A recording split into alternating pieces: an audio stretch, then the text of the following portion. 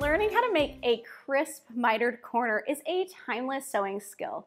You'll get a chance to use it on garments, but it's best known as a finishing technique for a classic, well-loved gift, napkins. Let's make them. This project is part of 8 weeks of mindful making. We're sharing some of our favorite quick, scrap-busting sewing tutorials, plus some new projects. Be sure to like and subscribe so you don't miss any of these tutorials. All of these projects are fun to sew and they make great, easy gifts. And be sure to watch last week's video where we show you how to wrap a gift in fabric. That way you can wrap all of your gifts in tea towels.